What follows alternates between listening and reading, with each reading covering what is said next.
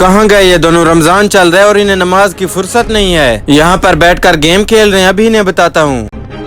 अरे भाई जल्दी से रिवाइव दे, वो मुझे डैमेज दे रहा है। डैमेज तो तुझे मैं दूंगा। रमजान चल रहा है और तुझे नमाज का पता नहीं है। रुको जरा, सब्र करो। लेकिन ये साला कर क्या रहा है यहाँ पे? अब ये दूसरे वाला किधर है? इसे भी अभी जाकर बताता हूँ।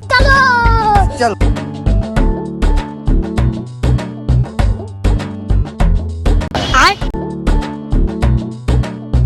कहाँ गया ये? भाई नीचे से शोर कैसा आ रहा था? वो सब छोड़, तू ये बता के मस्जिद में नमाज पढ़ने क्यों नहीं आया और यहाँ पर बैठकर क्यों नमाज पढ़ रहा है? भाई मस्जिद में लड़के लड़ते और ध्यान भटकाते, इसलिए मैं यहाँ पर नमाज पढ़ रहा हूँ। मेरा नमाजी भाई, आप कोई शैतानी मत करना और यहीं पर बैठकर नमाज पढ़ना। शुक्र है बच गया, वरना तो शमत पक्की थी।